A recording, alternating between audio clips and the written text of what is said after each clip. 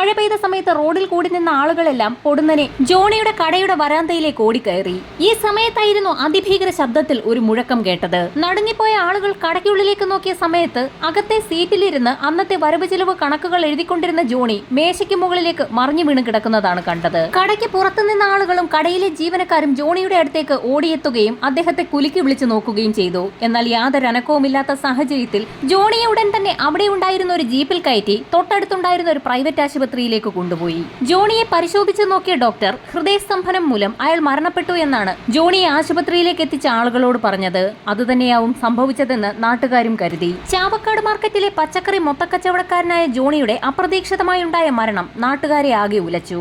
വിവരമറിഞ്ഞ് നാനാഭാഗത്തു നിന്നും ആളുകൾ ജോണിയുടെ വീട്ടിലേക്ക് എത്തി. മരണാനന്തര ചടങ്ങുകളിലേക്ക് കടക്കുന്നതിന് മുൻപായി ജോണിയുടെ മൃതദേഹം കുളിപ്പിക്കുന്നതിനായി അദ്ദേഹം ധരിച്ചിരുന്ന ഷർട്ട് അഴിച്ച സമയത്തായിരുന്നു അതുവരെ കണ്ടിട്ടില്ലാത്ത ഒരു മുറിവ് ജോണിയുടെ മുതുകിൽ അദ്ദേഹത്തിന്റെ മകൻ കാണുന്നത്. ജോണി ധരിച്ചിരുന്ന ഷർട്ട് പരിശോധിച്ചു നോക്കിയപ്പോഴും അതിലും മുതുകിന്റെ ഭാഗത്ത് വട്ടത്തിൽ കുറച്ചിടയിൽ തുണി കീറിയിരിക്കുന്നതായി മകന്റെ ശ്രദ്ധയിൽപ്പെട്ടു. അവൻ ആ വിവരം ഉടൻ തന്നെ ജോണിയുടെ സഹോദരങ്ങളെയൊക്കെ അറിയിച്ചെങ്കിലും ഒരുപക്ഷെ ജോണിയെ ആളുകൾ ചേർന്ന് ആശുപത്രിയിലേക്ക് കൊണ്ടുപോകുന്നതിനായി ജീപ്പിൽ കയറ്റിയ സമയത്ത് ജീപ്പിൽ കുരുങ്ങി തുണി കീറിയതും ശരീരത്തിൽ മുറിവുണ്ടായതുമായിരിക്കാമെന്നാണ് ജോണിയുടെ സഹോദരൻ മറുപടി പറഞ്ഞത്. ജോണിയുടെ സഹോദരൻ അങ്ങനെ പറഞ്ഞെങ്കിലും സംശയം മാറാത്ത ജോണിയുടെ മകൻ ആ ഷർട്ട് തന്റെ മുറിയിൽ ഭദ്രമാക്കി സൂക്ഷിച്ചു വെച്ചു. ഉച്ചയോടുകൂടി ജോണിയുടെ മൃതദേഹം മരണാനന്തര ചടങ്ങുകൾ പൂർത്തിയാക്കിയ ശേഷം പള്ളിയിൽ അടക്കം ചെയ്തു.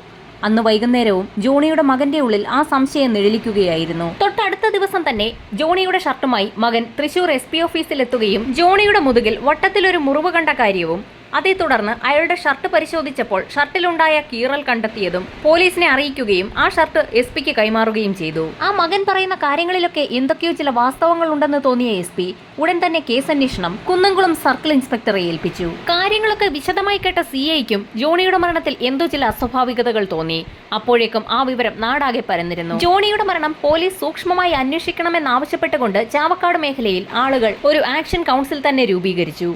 ഒടുവിൽ മൃതദേഹം പുറത്തെടുത്ത് പോസ്റ്റ്മോർട്ടം നടത്താൻ തീരുമാനമായി. വിദഗ്ധരടങ്ങുന്ന ഡോക്ടർമാരുടെ സംഘവും ഫോറൻസിക് ടീമും ജോണിയുടെ മൃതദേഹം പള്ളിയിൽ നിന്ന് പുറത്തെടുക്കാൻ പോകുന്നുവെന്നറിഞ്ഞുകൊണ്ട് ചാവക്കാട് മേഖലയിലുള്ള ആളുകളൊക്കെ തന്നെ പള്ളിയുടെ പരിസരത്ത് തടിച്ചുകൂടി. പോസ്റ്റ്മോർട്ടം നടത്തിയ സർജന് ജോണിയുടെ ശ്വാസകോശത്തിനുള്ളിൽ നിന്നും ഒരു വെള്ളാരം കല്ല് കിട്ടി. വെള്ളാരം കല്ല് ഒരു സൂചനയാണ്. സാധാരണ രീതിയിൽ നാടൻ ബോംബുകൾ ഉണ്ടാക്കുമ്പോൾ വെള്ളാരം കല്ല് അതിനുള്ളിൽ വെച്ച് കെട്ടാറുണ്ട്. പോസ്റ്റ്മോർട്ടം നടത്തിയ സർജൻ ആ വിവരം CIയെ അറിയിച്ചു. ശ്വാസകോശത്തിനുള്ളിൽ നിന്ന് വെള്ളാരം കല്ല് കിട്ടിയ സ്ഥിതിക്ക് ഒരു നാടൻ ബോംബാക്രമണത്തിൽ ജോണി കൊല്ലപ്പെട്ടതാകാമെന്ന് പോസ്റ്റ്മോർട്ടം വിദഗ്ധൻ റിപ്പോർട്ട് നൽകി. റിപ്പോർട്ട് കിട്ടിയതും CI അടങ്ങുന്ന സംഘം ജോണിയുടെ കടയിലെത്തി വീണ്ടും ഒരു അന്വേഷണം നടത്താൻ തീരുമാനിച്ചു. കടയൊക്കെ വിശദമായി പരിശോധിച്ചെങ്കിലും അവിടെ ഒരു നാടൻ ബോംബാക്രമണം നടന്നതിന്റെ യാതൊരു ലക്ഷണവുമില്ല എന്നായിരുന്നു പോലീസിന്റെ പ്രാഥമിക നിഗമനം. പോലീസ് സംഘം അരിച്ചു പറക്കിയിട്ട് പോലും ഒരു ബോംബാക്രമണത്തിലേക്ക് നയിക്കുന്ന യാതൊരു തെളിവുകളും ആ കടയ്ക്കുള്ളിൽ നിന്ന് കണ്ടെത്താനായില്ല. ജോണിയുടെ പോസ്റ്റ്മോർട്ടം റിപ്പോർട്ട് ശരിക്കും പോലീസ് സംഘത്തെ കുഴപ്പിച്ചു എന്ന് തന്നെ പറയാം. കേസ് ഫയൽ ഒന്നുകൂടി വിശദമായി പഠിച്ച പോലീസ് സംഘം ശരീരത്തിലുള്ള മുറിവും ഷർട്ടിൽ കണ്ട ദ്വാരത്തിനും ഒരേ അളവാണെന്ന് മനസ്സിലാക്കിയതോടുകൂടി ആ ഷർട്ട് വീണ്ടും തിരുവനന്തപുരത്തെ ഫോറൻസിക് ലാബിലേക്ക് ഒരു പരിശോധനയ്ക്കായി അയച്ചു. ഫോറൻസിക് ലാബിൽ നിന്നും ഞെട്ടിക്കുന്ന റിപ്പോർട്ടായിരുന്നു പുറത്തു വന്നത്. ഷർട്ടിലെ ദ്വാരത്തിന് ചുറ്റും ഈയത്തിന്റെ അംശമുണ്ട്. .22 കാലിബറിലെ ഒരു വെടിയുണ്ടയ്ക്ക് ഉണ്ടാക്കാൻ കഴിയാവുന്നത്ര ദ്വാരമായിരുന്നു ആ ഷർട്ടിലും മുതുകിലും ഉണ്ടായിരുന്നത്. നാടൻ തോക്കിലുപയോഗിക്കുന്ന വെടിയുണ്ടയിൽ ഈയത്തിന്റെ അളവ് കൂടുതലായിരിക്കും. ജോണി വെടിയേറ്റാണ് മരിച്ചിരിക്കുന്നതെന്ന് ഇതിൽ നിന്ന് വ്യക്തമായി. പക്ഷേ പോസ്റ്റ്മോർട്ടം നടത്തിയ ഡോക്ടർമാർ വെടിയുണ്ടയെക്കുറിച്ച് യാതൊരു കാര്യവും സൂചിപ്പിക്കാത്തതുകൊണ്ട് വെടിയേറ്റാണ് ജോണി മരിച്ചിരിക്കുന്നതെന്ന് പൂർണ്ണമായും ഉറപ്പിക്കാനും കഴിയില്ലായിരുന്നു. വെടിയേറ്റുള്ള മരണമാണെങ്കിൽ ഉറപ്പായും പോസ്റ്റ്മോർട്ടത്തിൽ ജോണിയുടെ മൃതദേഹത്തിൽ നിന്നും ആ വെടിയുണ്ട കണ്ടെത്തേണ്ടതാണ്. ഇവിടെ അങ്ങനെയൊരു സംഭവം ഉണ്ടായിട്ടില്ല. ഇനി വെടിയുണ്ട ജോണിയുടെ ശരീരത്തിൽ നിന്നും പുറത്തു കടന്ന് എവിടെയെങ്കിലും തെറിച്ചു പോയതാണെങ്കിൽ അത് കണ്ടെത്തേണ്ടത് പോലീസാണ്. അങ്ങനെയൊരു കാര്യം കണ്ടെത്താൻ പോലീസിന് കഴിഞ്ഞിട്ടുമില്ല. അത് മാത്രവുമല്ല, ജോണിയുടെ ശരീരത്തിൽ ആകെ ഒരു മുറിവ് മാത്രമായിരുന്നു ഉണ്ടായിരുന്നത്. വെടിയുണ്ട അകത്തേക്ക് കയറിയ പാട് മാത്രമേ ഉണ്ടായിരുന്നുള്ളൂ. അത് പുറത്തു പോയെങ്കിൽ അങ്ങനെ ഒരു മുറിവ് കൂടി ജോണിയുടെ ശരീരത്തിൽ ഉണ്ടാകേണ്ടതാണ്. ഇവിടെ അങ്ങനെയൊരു കാര്യവും സംഭവിച്ചിട്ടില്ല. പോലീസ് സംഘം ആകെ വെട്ടിലായെന്ന് തന്നെ പറയാം. വെടിയേറ്റാണ് ജോണി മരിച്ചതെന്ന് പോലീസ് നിഗമനത്തിലെത്തിയപ്പോഴും തൊണ്ടി മുതലായ വെടിയുണ്ട ജോണിയുടെ ശരീരത്തിൽ നിന്ന് കണ്ടെത്താൻ പോസ്റ്റ്മോർട്ടം നടത്തിയ ഡോക്ടർക്കും കഴിഞ്ഞിട്ടില്ല. യഥാർത്ഥത്തിൽ ജോണി വെടിയേറ്റ് തന്നെയാണോ മരിച്ചതെന്ന് കണ്ടെത്തുന്നതിനായി പോലീസ് സംഘം വീണ്ടും ഒരു അന്വേഷണത്തിന് തയ്യാറായി. ഡിവൈഎസ്പിയും CIയും ഒക്കെ അടങ്ങുന്ന വിദഗ്ധ സംഘത്തിന്റെ സഹായത്തോടുകൂടി ജോണിയുടെ കടയിലെത്തി അന്നത്തെ സംഭവം ഒന്നുകൂടി റീക്രിയേറ്റ് ചെയ്യാൻ അവർ തീരുമാനിച്ചു. ജോണിയുടെ അതേ പൊക്കത്തിലും വലിപ്പത്തിലുമുള്ള ഒരാളെ കടയ്ക്കുള്ളിലെ കസേരയിൽ അന്ന് ജോണി ഇരുന്ന അതേ രീതിയിൽ തന്നെ ഒന്നിരുത്തി. ഏത് ഭാഗത്തു നിന്നായിരിക്കാം യഥാർത്ഥ കൊലയാളി നിറയൊഴിച്ചതെന്നറിയുന്നതിനായി അവരൊരു ടെസ്റ്റ് തന്നെ നടത്തി നോക്കി. അന്ന് മഴ പെയ്തിരുന്ന ദിവസം ആളുകളൊക്കെ കടയിലേക്ക് ഓടിക്കൂടിയിരുന്നു. അതുകൊണ്ട് തന്നെ ഒരു കാരണവശാലും ദൂരെ നിന്നായിരിക്കില്ല വന്ന വ്യക്തി ജോണിക്കെതിരെ നിറയൊഴിച്ചതെന്ന് പോലീസിന് വ്യക്തമായി. വളരെ അടുത്തു നിന്ന ആരോ ഒരാളാണ് ജോണിയുടെ പുറത്തേക്ക് വെടിവെച്ചിരിക്കുന്നത്. കടയുടെ വരാന്തയിൽ നിൽക്കുന്ന ഒരാൾക്ക് മാത്രമേ നിറയൊഴിക്കാൻ കഴിയുകയുള്ളൂ.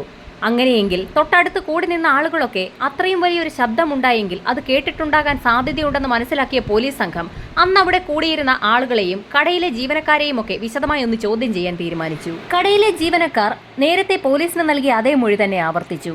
ജോണി മരണപ്പെടുന്ന സമയത്ത് ഇടിവെട്ടും പോലെ ഒരു ഒച്ച കേട്ടിരുന്നു എന്ന് ജീവനക്കാർ വീണ്ടും പോലീസിന് മൊഴി നൽകി. ഇടിവെട്ടിയതുപോലെയുള്ള ശബ്ദം കേട്ടു എന്ന് പറഞ്ഞ 3 ജീവനക്കാരെയും തൃശൂരിലെ പോലീസ് ക്ലബ്ബിൽ വെടിവെപ്പ് പരിശീലനം നടക്കുന്നിടത്തേക്ക് പോലീസ് സംഘം വിളിച്ചു വരുത്തി. ആ ക്യാമ്പിലെ ആയുധങ്ങൾ സൂക്ഷിക്കുന്ന കലവറയിൽ നിന്ന് വിവിധ രീതിയിലുള്ള തോക്കുകളും അവയുടെ വെടിയുണ്ടകളും പോലീസ് സംഘം പുറത്തെടുത്തു. ഓരോ തവണ നിറയൊഴിക്കുമ്പോഴും അവയുടെ ശബ്ദം പ്രത്യേകം ശ്രദ്ധിക്കണമെന്ന് ആ 3 പേർക്കും നിർദ്ദേശം നൽകി. പോലീസ് ക്യാമ്പിൽ നിറയൊഴിക്കൽ ആരംഭിച്ചു. ജോണി മരിച്ച സമയത്ത് ഇടിമുഴങ്ങുന്നത് പോലെ കേട്ട ആ ഒച്ചയും പോലീസ് ക്യാമ്പിൽ നിറയൊഴിക്കുമ്പോഴുണ്ടാകുന്ന ഏതെങ്കിലും ശബ്ദവുമായി മാച്ച് ചെയ്യുന്നുണ്ടോ എന്നറിയുന്നതിന് വേണ്ടിയായിരുന്നു അത്തരത്തിലൊരു പരീക്ഷണം പോലീസ് നടത്തിയത്. അനവധി തോക്കുകളിൽ നിന്ന് പോലീസ് സംഘം നിറയൊഴിക്കൽ പ്രക്രിയ നടത്തി നോക്കി. ഒടുവിൽ അവർക്ക് സംശയമുള്ള .22 കാലിബറിലുള്ള തോക്കിൽ നിന്ന് നിറയൊഴിച്ചു. 3 പേരും ഒറ്റ ശ്വാസത്തിൽ തന്നെ ആ ശബ്ദം തിരിച്ചറിഞ്ഞു. ഇതേ ശബ്ദം തന്നെയാണ് ജോണി മരിച്ച സമയത്തും അവർ കേട്ടതെന്ന് പോലീസിനോട് വ്യക്തമായി പറഞ്ഞതോടുകൂടി പോലീസ് സംഘത്തിന് ആകെ ആശ്വാസമായി. .22 കാലിബറിലുള്ള ഒരു നാടൻ തോക്കിൽ നിന്ന് വെടിയേറ്റാണ് ജോണി മരണപ്പെട്ടിരിക്കുന്നതെന്ന് പോലീസ് ഉറപ്പിച്ചു. അപ്പോഴും പോലീസിനെ കുഴപ്പിച്ച ചോദ്യം മറ്റൊന്നായിരുന്നു. വെടിയുണ്ട ശരീരത്തിലേക്ക് ഏറ്റപാട് മാത്രമേ ജോണിയുടെ ശരീരത്തിലുണ്ടായിരുന്നുള്ളൂ. അകത്തേക്ക് പോയ വെടിയുണ്ട എവിടെ പോയി? പോലീസിന്റെ നിഗമനം ശരിയാണെങ്കിൽ ആ വെടിയുണ്ട മറ്റെവിടെയും പോയി കാണില്ല. അത് ജോണിയുടെ ശരീരത്തിൽ തന്നെ ഉണ്ടാകും. അങ്ങനെയെങ്കിൽ ജോണിയുടെ മൃതദേഹം ഒരിക്കൽ കൂടി റീപോസ്റ്റ്മോർട്ടം നടത്തേണ്ടി വരുമെന്ന് SP അടങ്ങുന്ന സംഘം തീരുമാനിച്ചു. എന്നാൽ ഒരിക്കൽ പോസ്റ്റ്മോർട്ടം നടത്തിയ മൃതദേഹത്തിൽ വീണ്ടും ഒരു പോസ്റ്റ്മോർട്ടം കൂടി നടത്തുന്നത് അത്ര എളുപ്പമല്ലായിരുന്നു. അതുകൊണ്ട് തന്നെ അടുത്ത സ്റ്റെപ്പ് എന്ത് എന്ന് പോലീസ് സംഘം കൂടിയിരുന്ന് ഒരാലോചന നടത്തി. മൃതദേഹത്തിൽ നിന്നും വെടിയുണ്ട കണ്ടെത്തുന്നതിനായി ഒരു മെറ്റൽ ഡിറ്റക്ടറിന്റെ സഹായം തേടാമെന്ന് വിദഗ്ധ സംഘം തീരുമാനിച്ചു. ഇതിനിടയിൽ ലോക്കൽ പോലീസ് അന്വേഷിച്ചിട്ടും കേസ് തെളിയാതെ വന്നതോടുകൂടി അന്വേഷണം ക്രൈംബ്രാഞ്ചിലേക്ക് മാറ്റി. അതുവരെയുള്ള ലോക്കൽ പോലീസിന്റെ അന്വേഷണം വിശദമായി തന്നെ പഠിച്ച ക്രൈംബ്രാഞ്ച് സംഘം മെറ്റൽ ഡിറ്റക്ടർ ഉപയോഗിച്ച് മൃതദേഹത്തിൽ നിന്നും വെടിയുണ്ട കണ്ടെത്താനാകുമോ എന്ന് ഒന്ന് പരീക്ഷിച്ച് നോക്കാൻ തന്നെ തീരുമാനിച്ചു. മെറ്റെക്സ് എന്ന കമ്പനിയുടെ മെറ്റൽ ഡിറ്റക്ടറാണ് അങ്ങനെ തൃശൂർ പോലീസ് ക്ലബ്ബിലേക്ക് കൊണ്ടുവന്നത്. പരീക്ഷണത്തിന്റെ ഭാഗമായി വലിയൊരു മെത്ത പോലീസ് ക്ലബ്ബിലെ ടേബിളിലേക്ക് ചുരുട്ടി കെട്ടിയ നിലയിൽ വെച്ചു. അതിലേക്ക് .22 കാലിബറിലുള്ള ഒരു തോക്കിൽ നിന്ന് നിറയൊഴിച്ചു. മെത്ത ചിതറിത്തെറിപ്പിച്ചുകൊണ്ട് വെടിയുണ്ട അകത്തേക്ക് പാഞ്ഞു കയറി. അപ്പോൾ തന്നെ മെറ്റൽ ഡിറ്റക്ടർ ഉപയോഗിച്ച് പോലീസ് സംഘം പരിശോധന ആരംഭിച്ചു. പെട്ടെന്ന് തന്നെ ബീപ് ബീപ്പ് എന്നൊരു ശബ്ദം കേട്ടു. .22 കാലിബറിലുള്ള തോക്ക് ഉപയോഗിച്ചുള്ള വെടിയുണ്ട കണ്ടുപിടിക്കാനായി മെറ്റൽ ഡിറ്റക്ടർ പര്യാപ്തമാകുമെന്ന് തന്നെ പോലീസ് സംഘം ഉറപ്പിച്ചു. ഗവൺമെന്റിന്റെ പെർമിഷനോടുകൂടി തന്നെ ജോണിയുടെ മൃതദേഹം റീപോസ്റ്റ്മോർട്ടത്തിനായി വീണ്ടും തയ്യാറാക്കി. ചാവക്കാട് തഹസീൽദാരുടെ നേതൃത്വത്തിൽ വിദഗ്ധരടങ്ങുന്ന ഒരു സംഘമായിരുന്നു റീപോസ്റ്റ്മോർട്ടം നടത്തിയത്. ഇത്തവണ കോട്ടയം മെഡിക്കൽ കോളേജിലെ പോസ്റ്റ്മോർട്ടം വിദഗ്ധന്റെ നേതൃത്വത്തിലായിരുന്നു റീപോസ്റ്റ്മോർട്ടം നടത്തിയത്. ജോണിയുടെ മൃതദേഹം പുറത്തെടുത്ത് ഒരു ടേബിളിലേക്ക് കിടത്തി. ആ മൃതദേഹം പൂർണ്ണമായും അഴുകിയ നിലയിലായിരുന്നു. മെറ്റൽ ഡിറ്റക്ടർ ഉപയോഗിച്ചുള്ള പരിശോധന തുടങ്ങി 1 മണിക്കൂർ പിന്നിട്ടിട്ടും ഒരു ബീപ്പ് ശബ്ദം പോലും കേൾക്കാനായില്ല. ഏതാനും നിമിഷങ്ങൾക്കകം തന്നെ ബീപ്പ് ബീപ്പ് എന്നുള്ള ശബ്ദം കേട്ടപ്പോൾ അവിടെ കൂടി നിന്ന ആളുകൾക്ക് പോലും സന്തോഷമുണ്ടായി. വെടിയുണ്ട കണ്ടെത്തിയെന്ന് തന്നെയാണ് പോലീസ് കരുതിയത്. എന്നാൽ ശവപ്പെട്ടിയിലെ ഒരാണി മാത്രമായിരുന്നു അത്. മണിക്കൂറുകൾ പിന്നിട്ടിട്ടും ഒന്നും കണ്ടെത്താനാകാത്തതോടുകൂടി പോലീസ് സംഘം ആ പരിശോധന നിർത്തിവെച്ചു. അല്പനേരം നീണ്ട കൂടിയാലോചനകൾക്ക് ശേഷം വീണ്ടും മെറ്റൽ ഡിറ്റക്ടർ ഉപയോഗിച്ചുള്ള പരിശോധന ആരംഭിച്ചു. ആ സമയത്ത് ആദ്യം കയ്യിലെടുത്തത് ജോണിയുടെ ശ്വാസകോശമായിരുന്നു. ശ്വാസകോശ ഭാഗത്തിന്റെ അടുത്തേക്ക് മെറ്റൽ ഡിറ്റക്ടർ വെച്ചപ്പോൾ തന്നെ അതിൽ നിന്ന് ബീപ് ബീപ് ശബ്ദം പുറത്തു വരാൻ തുടങ്ങി. ജോണിയുടെ ശ്വാസകോശ ഭാഗം വിശദമായ പരിശോധനയ്ക്ക് തന്നെ വിധേയമാക്കി. അതിനുള്ളിൽ നിന്നും പോലീസുകാർ ആഗ്രഹിച്ച പോലെ തന്നെ .22 കാലിബറിലെ ആ വെടിയുണ്ട കിട്ടി. ജോണിയുടെ ശ്വാസകോശത്തിനുള്ളിലേക്ക് കടന്ന ആ വെടിയുണ്ട തന്നെയാണ് അയാളുടെ മരണകാരണമെന്ന് അങ്ങനെ അവിടെ തെളിയിക്കപ്പെടുകയാണ്. എന്നാൽ ശ്വാസകോശത്തിൽ നിന്ന് ലഭിച്ച ആ വെടിയുണ്ടയ്ക്ക് മറ്റൊരു പ്രത്യേകത കൂടി ഉണ്ടായിരുന്നു. സാധാരണയായി വെടിയുണ്ട തോക്കിൽ നിന്ന് പുറത്തു വരുന്ന സമയത്ത് അതിൽ ഉരച്ചിലുകൾ ഉണ്ടാകാറുണ്ട്. എന്നാൽ ഇതിൽ അങ്ങനെയൊന്നും കാണാനില്ല.